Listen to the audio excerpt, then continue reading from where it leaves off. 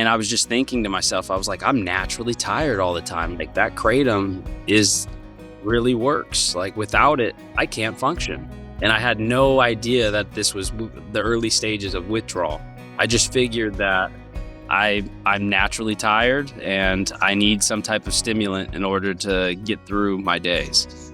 And that was my association of, or I guess my justification, or I guess just the illusion, of not wanting to believe that Kratom was causing these symptoms to be exacerbated or exaggerated, where I thought I was just naturally tired.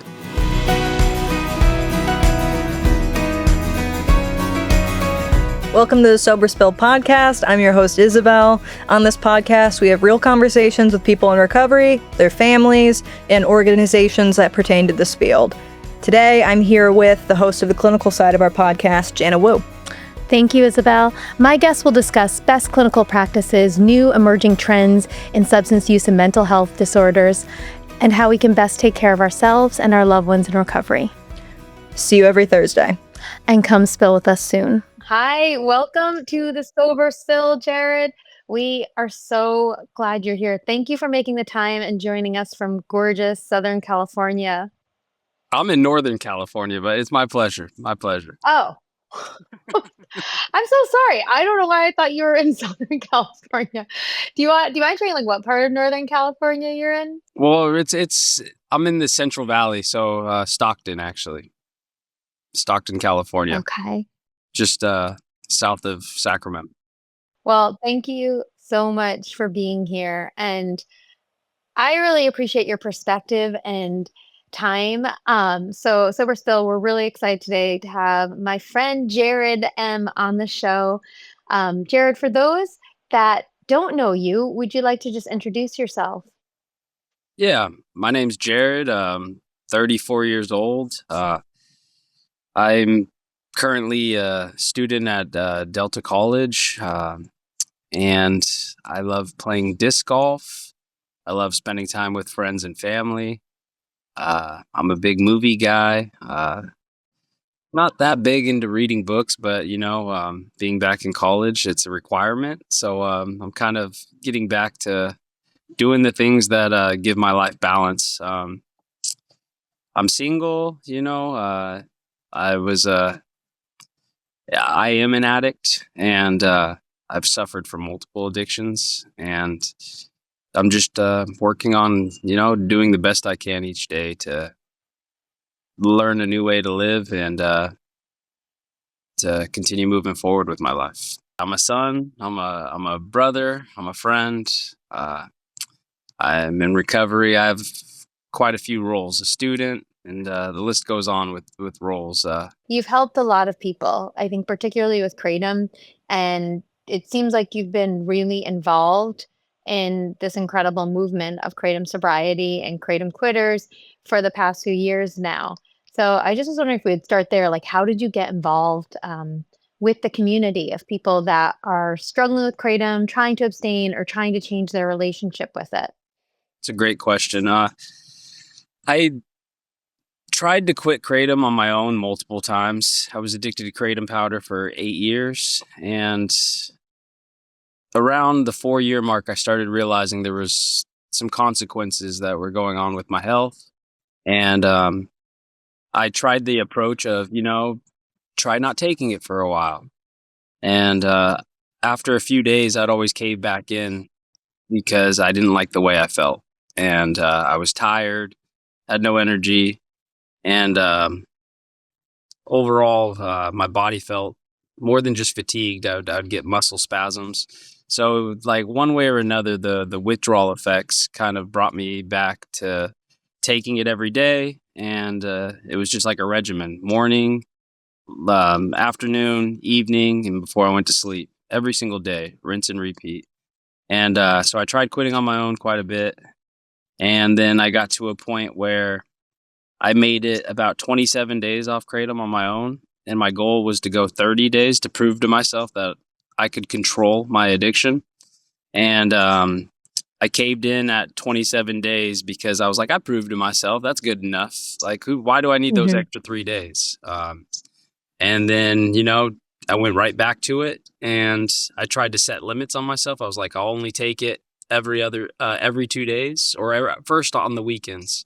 So I went 1 week, didn't take it, and took it on the weekends.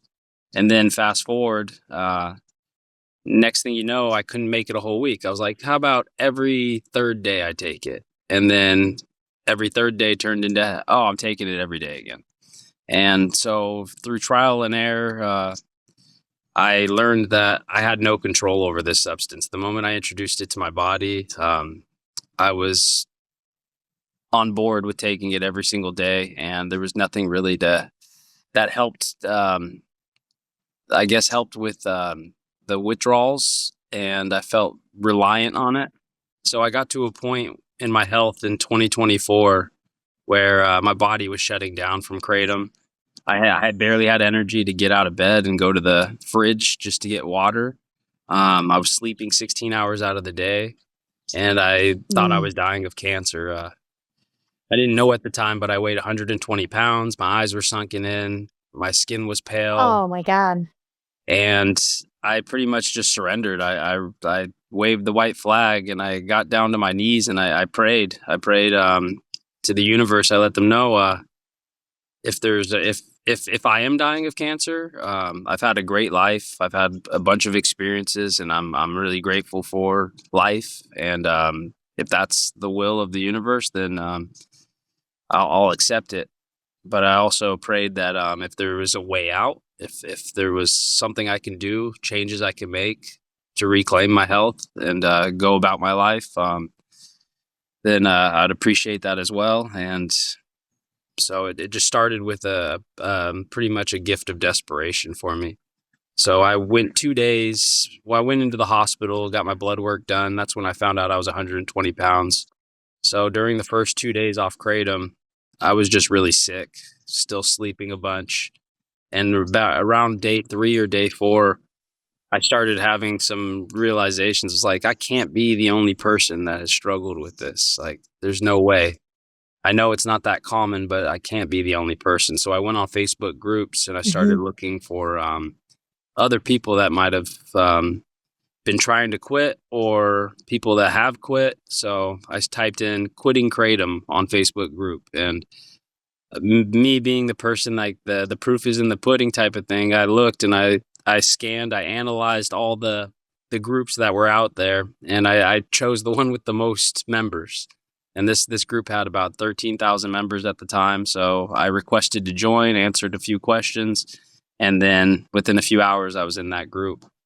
And I noticed there were a lot of people struggling with kratom, and there were also a lot of people that had some decent time that were giving good suggestions.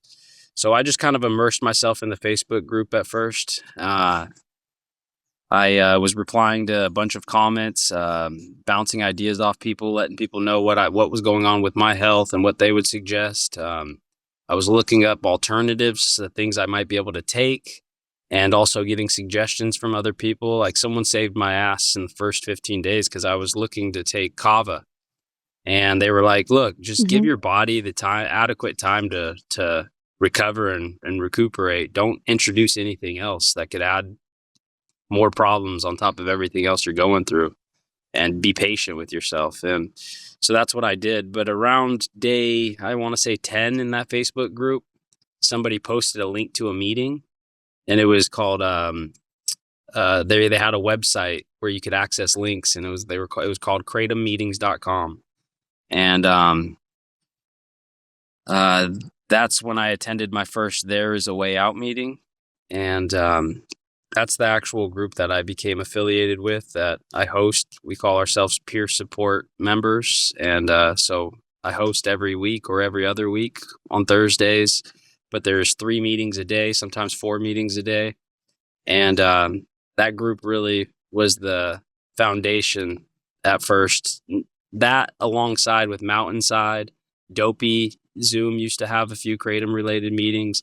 And I'm pretty sure there used to be some other organization that ran some kratom meetings as well.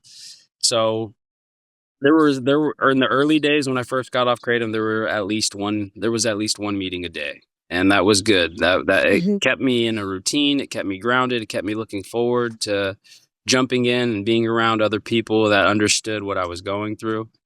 And that's where it all began. Wow. I have so many questions. Can we First of all, that's you are such a miracle because I know how well you treat your body now and you work out and the physicality and then the mental workout of going back to school.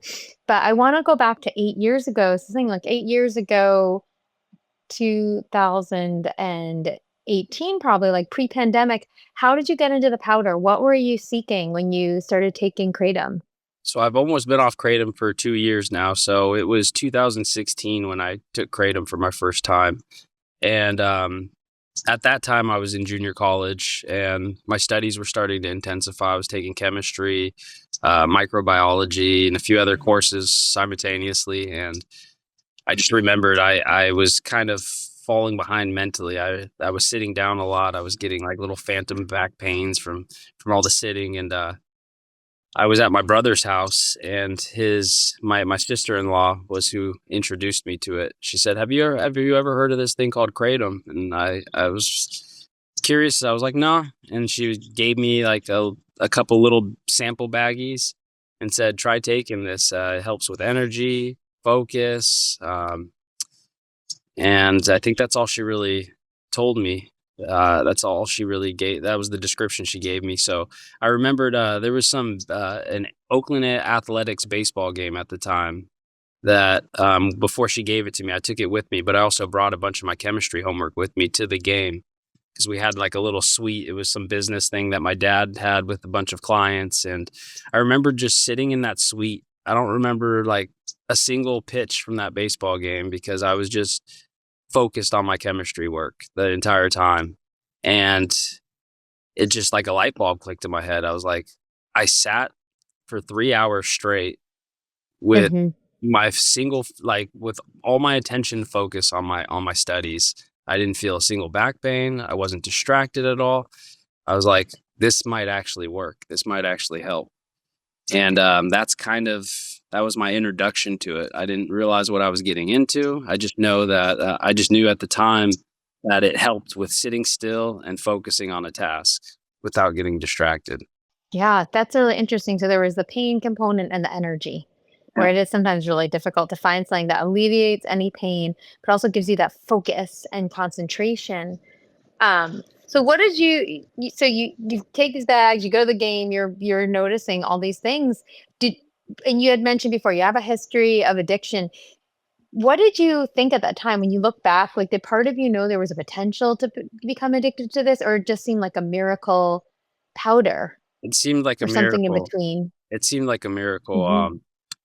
And a lot of time elapsed where that illusion still was not ripped away. So you fast Mm. forward a full year and it still feels like a miracle.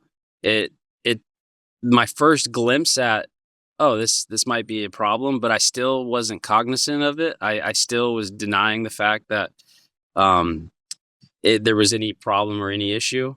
It was probably about a year after I started taking it and I ran out.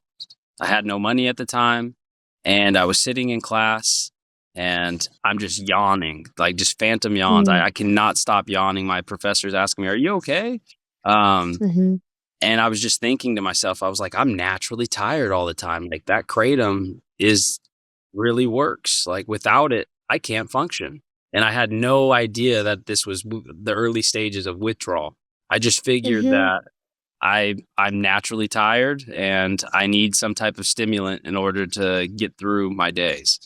And that was my association of or I guess my justification or I guess just the illusion, yeah, of not wanting to believe that kratom was causing these symptoms to be exacerbated or exaggerated where I thought I was just naturally tired.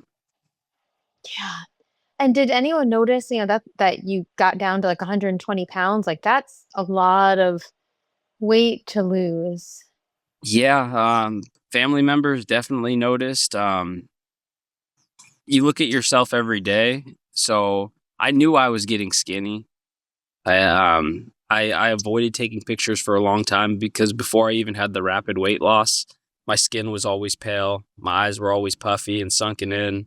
Um, I just didn't like looking at myself. And once again, we get back into the justifications. I was just telling myself this is just a process of getting old.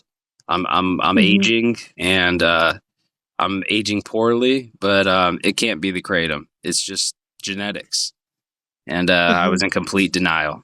I didn't want to believe that something that seemed so beneficial and like a godsend could be the very thing that was causing all these issues in my life.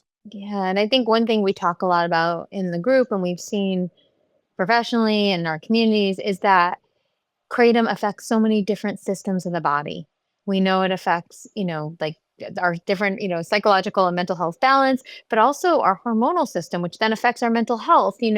There's some studies and more coming out, but it right now is like officially inconclusive about kratom, to be blunt, like tanking testosterone. But we hear about it a lot, right? I know so many people that have had their testosterone tested when they're actively using kratom, and it's way lower, like subclinical levels. And it's like, well, that will definitely cause depression. That will cause lethargy.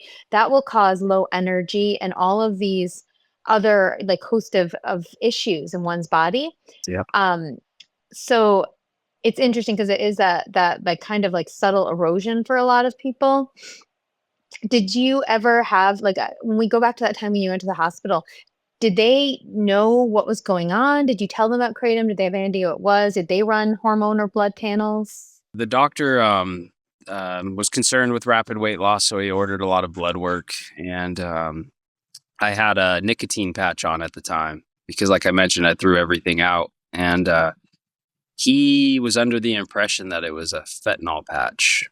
And Mm, because I had mentioned kratom to him, but he had no idea or clue what I was talking about. And I was trying to describe to him how it's very similar to an opioid. It runs through opioid receptors.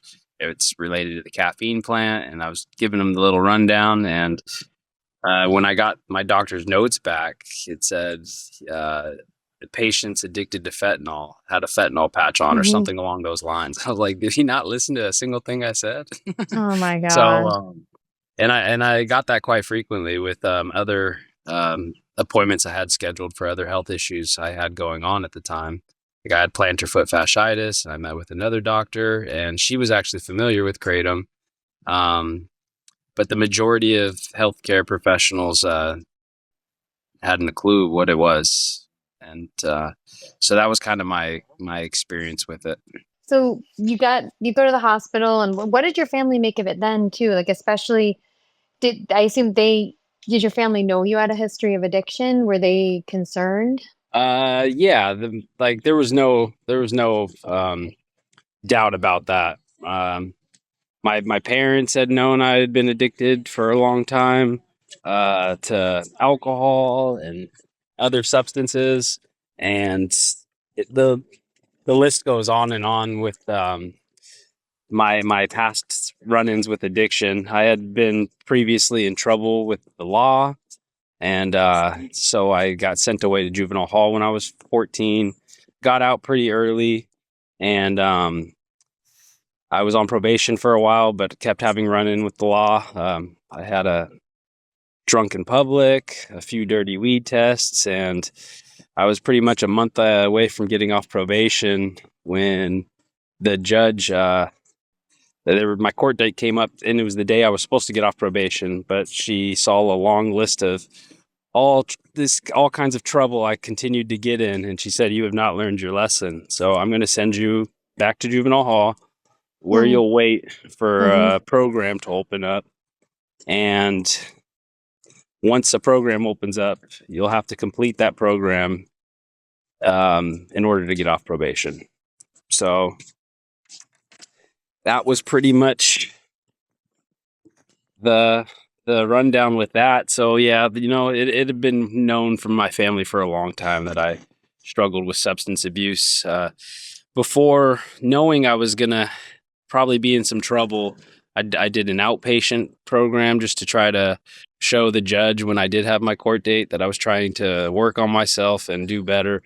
But that drunken public was like the straw that broke the camel's back, and so I spent 6 months in juvenile hall waiting for a rehab program to open up. And then once I was sent to this group called Advent Group Boys Ministry, It was based out of San Jose. I completed a 9-month program in treatment, and then when I got home, I was pretty much off probation by the time I was 18. So yeah, there was a lot of signs that I suffered from the disease of addiction, and everybody in my family knew I was an addict. When you look back now, do you think there was part of you like trying to stay off of alcohol or opiates or anything else with Kratom? Or was it more just that instantaneous relief and energy you were getting?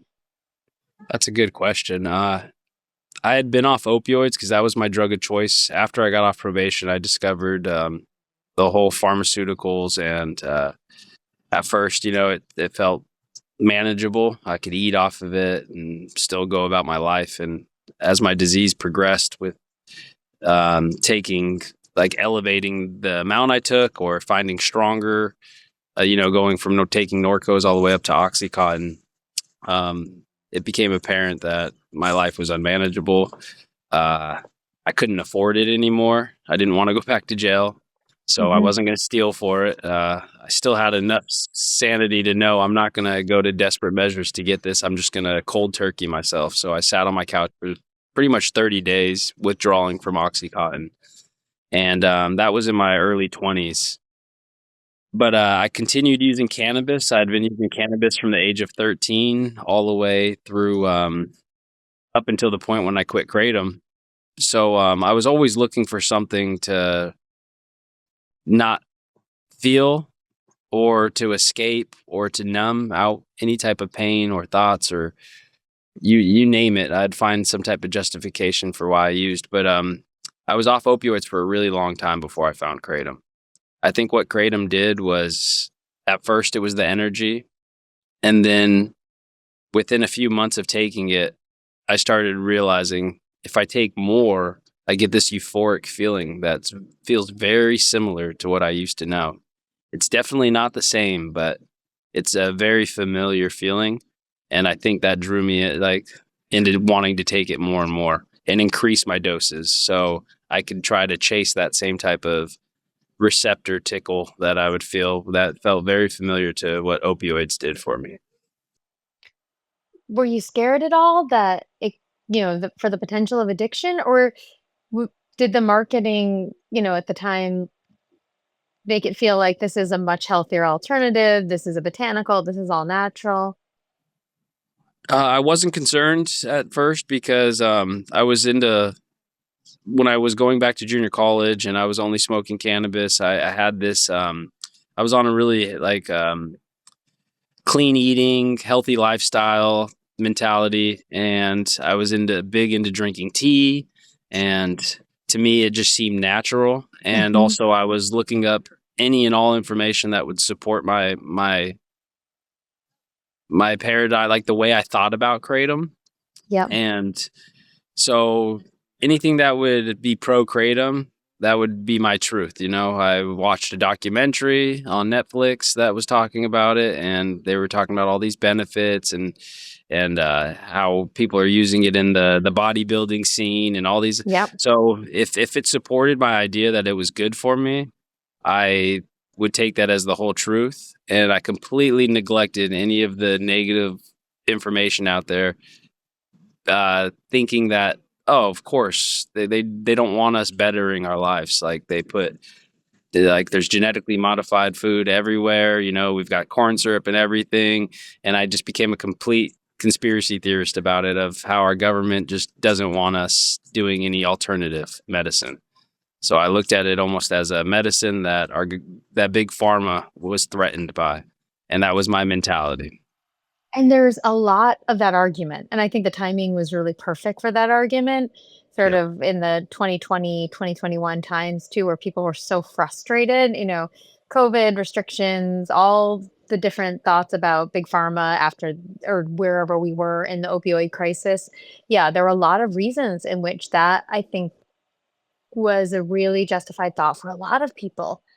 What do you think now of why kratom is so almost like binary. I find people that either really love it and advocate so hard for it. And I think there are a lot of potentials if it were used totally differently than the way it's marketed and sold, and almost like exploited for potential, positive outcomes and all different types of things. But right now, the way it is currently on the shelves, we know is not healthy. But why do you think it's so binary? Like people are so fiercely protective of it. Um, Um, I guess it depends on the motives. If you're a vendor, of course, you're going to want to protect it because that could be your livelihood, your source of income. If you're an active user, that's jeopardizing your well-being as an individual because you feel like you should have the right to take something that grows on a tree. Mhm. Uh, and then really outside of those two motives, and I guess if you're someone studying it and trying to find out like Mhm. the how this might be able to benefit people's lives, then also if it just gets outright banned, then that kind of chokes out any type of the legal like loopholes you might have to jump through to study it. So Yep. outside those three things, I don't really know why anyone else would be going to war to protest or whatever it might be, and so adamant on not having any restrictions or um, policies put in place to protect the consumers.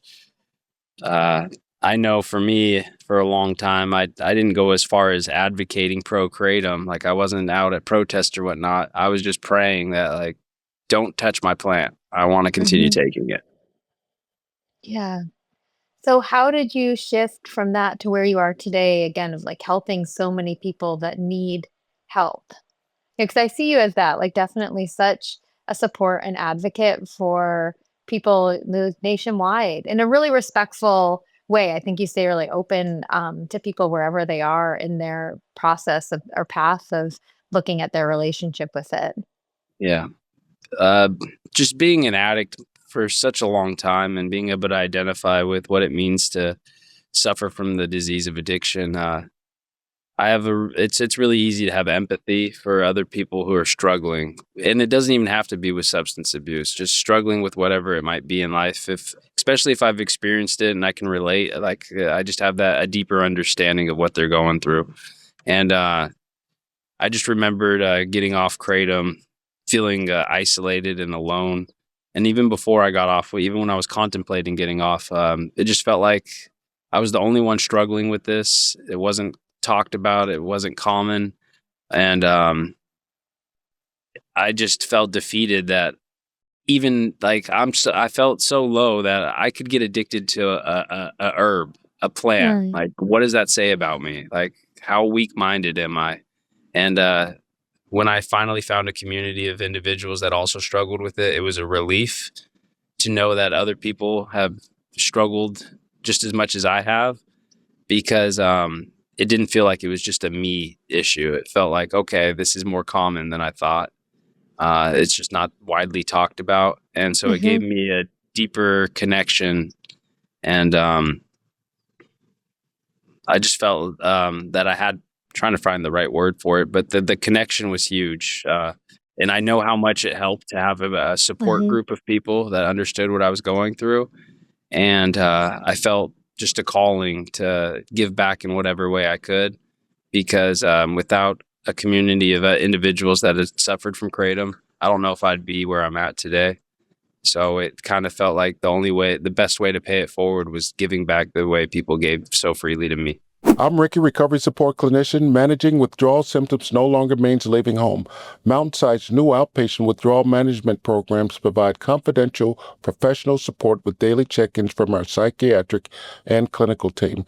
It is designed for your busy life so you can heal without disruption.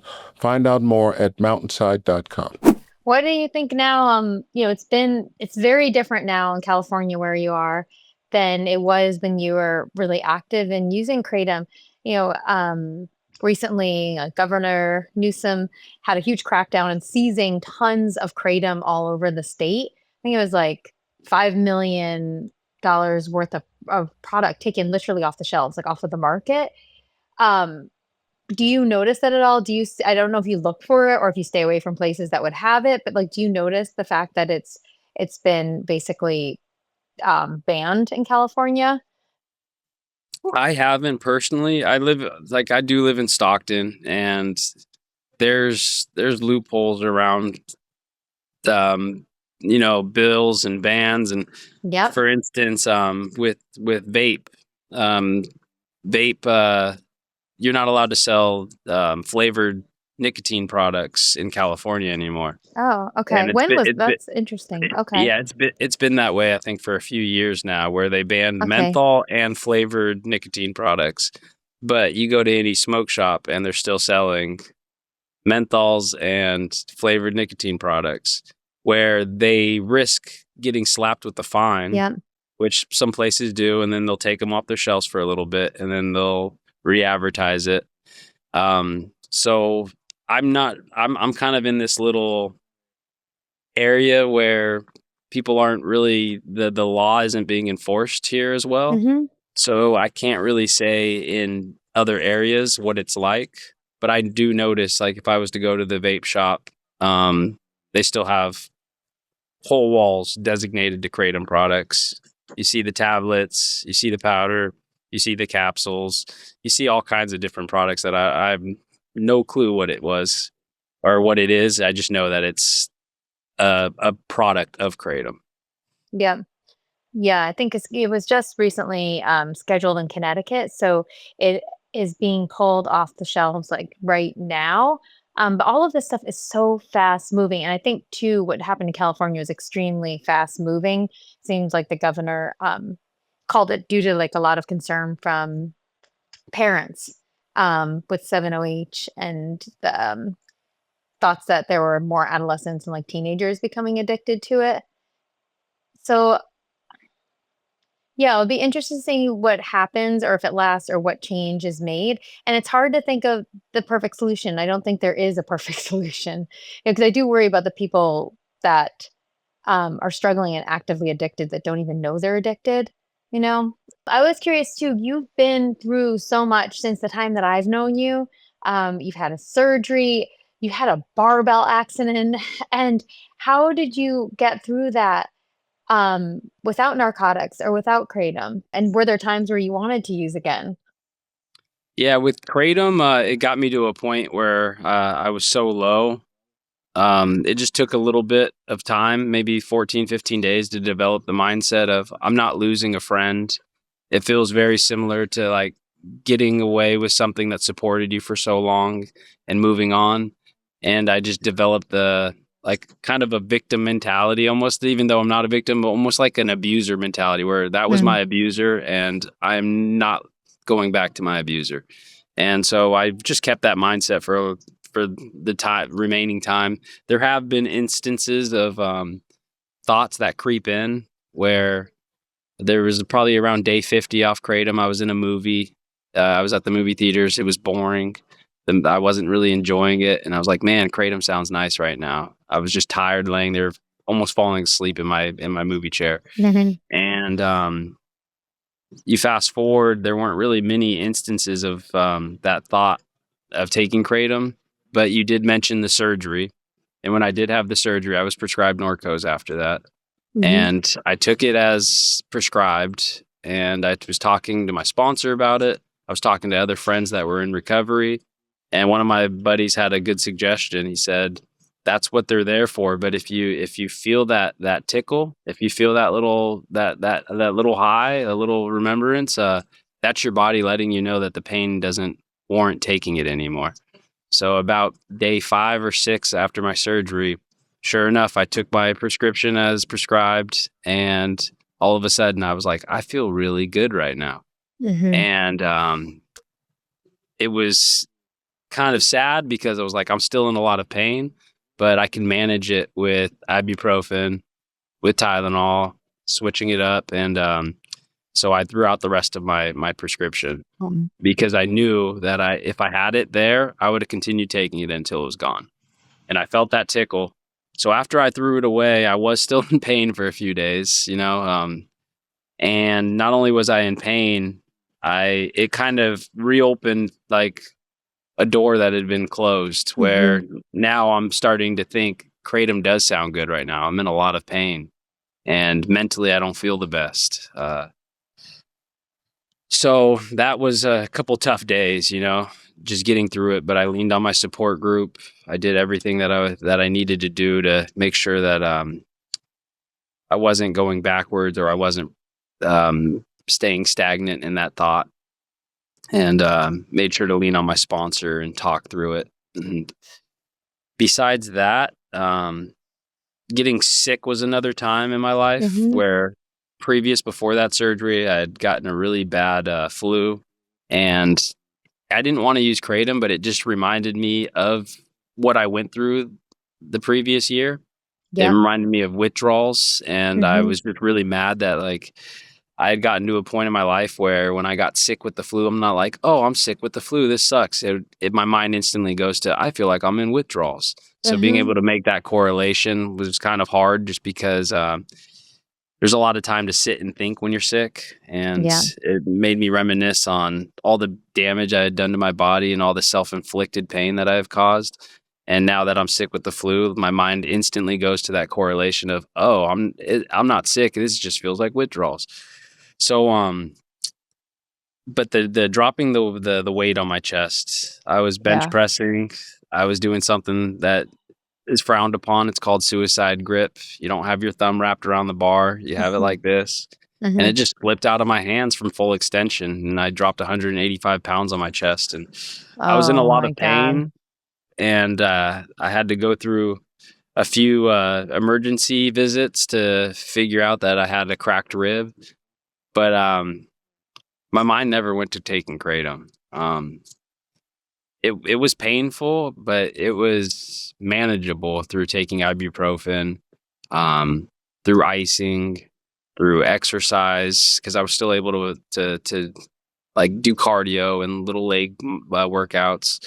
If anything, it just I still to this day have a hard time being patient when there's an injury involved, and giving my body the appropriate time to rest, because after a week of the doctors with the CAT scan, they said they didn't see any break. So I took that as a green light a week and a half later to go push myself and do an upper body workout, which only made things a lot worse. And so I prolonged that injury. So it got so bad I had to go back into emergency. And then this time they ran a CAT scan. I'm not sure if I said X-ray the first time, but this time they ran a CAT scan, and it did come back and confirm that I had a cracked rib. So from that point forward, I just made sure to take the rest that I needed, even though my body told me I want to go. Because where I was at 2 years ago compared to now, I feel blessed that I have natural energy and I'm able to be on my feet all day if I need to be, take care of whatever I need to within the day. But it's also sometimes feels like a curse, because sitting still sometimes it feels a lot more difficult. I'm very determined and motivated and disciplined, and I'm very routine oriented. And if something takes me out of my routine, I start kind of getting into that feeling of antsiness or self-doubt or negative self-talk. And I'm very hard on myself these days. And so the rib injury, that was the most difficult part, not feeling like I wanted to take Kratom, but just having to sit still. Yeah, and sit with it. What are you studying now? What do you want to do with your studies, and what are you studying? So I'm finishing up prerequisites. So I took an 8-year hiatus from school, mainly because of my Kratom addiction. It was 8-year hiatus because I quit 2 years into my Kratom addiction. So and back then I was going to school to become a nutritionist, and these days I have my goals set on becoming a registered nurse. So So good. It's hard prereqs, but so good. That is so awesome, Jared. That is awesome.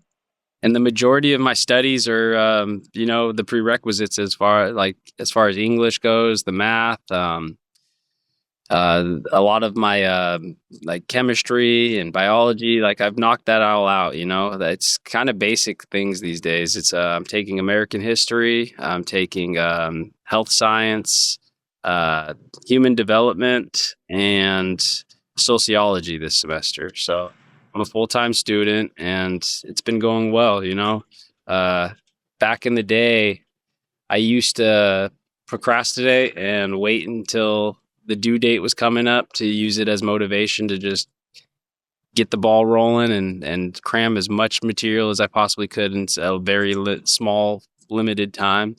And these days, with the discipline I've developed from being clean and working a program through Narcotics Anonymous and participating in other recovery scenes, I love to get ahead, So I love to see how much work can I cram the moment an assignment drops in a short amount of time or in a proper, depending on how I have to space it out. I like getting started as early as possible, because if I am able to manage my time wisely, it gives me more free time later to either take care of more assignments or take care of anything else I need to do in my life.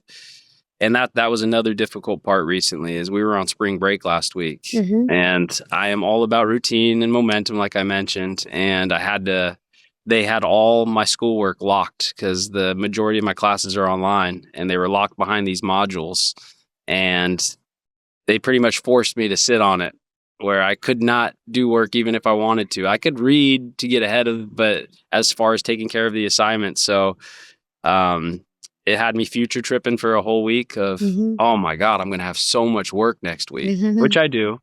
But probably around Wednesday of last week, I started telling myself what I would tell someone else that was asking for suggestions. Just live in the moment. Take this as a time for rest and break.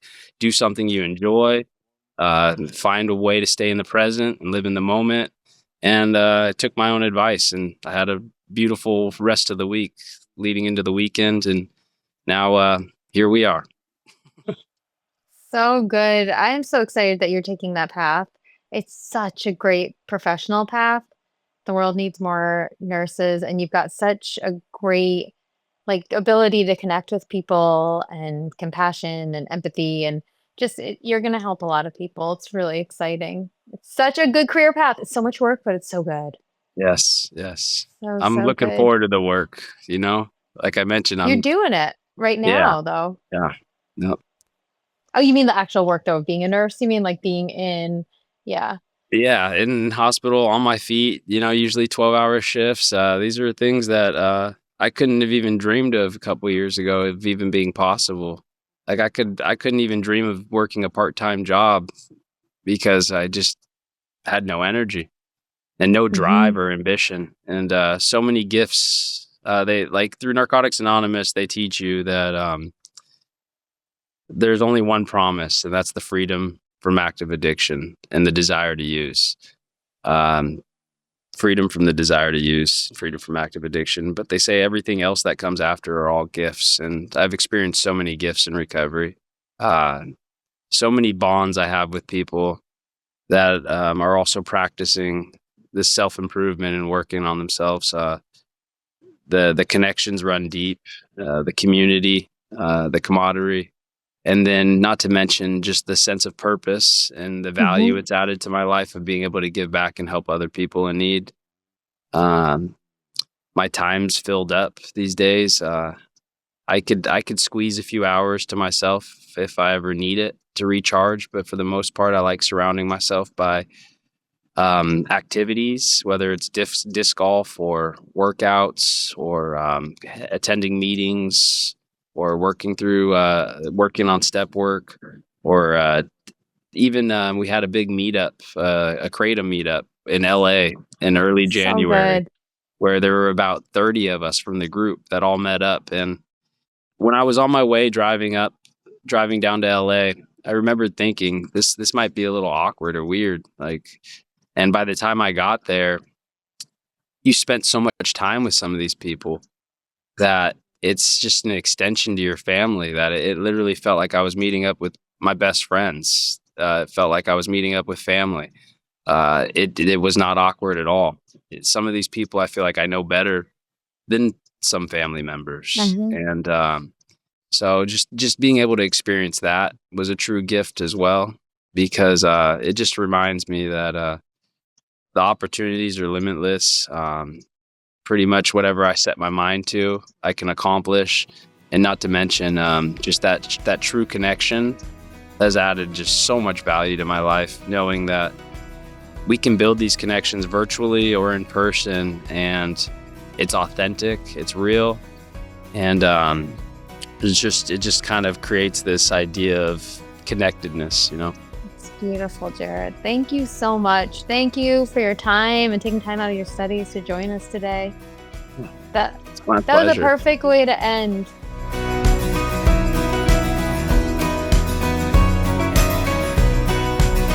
If you or a loved one is struggling with addiction, Mountainside can help. Call 860-365-6764 to speak with our caring treatment team.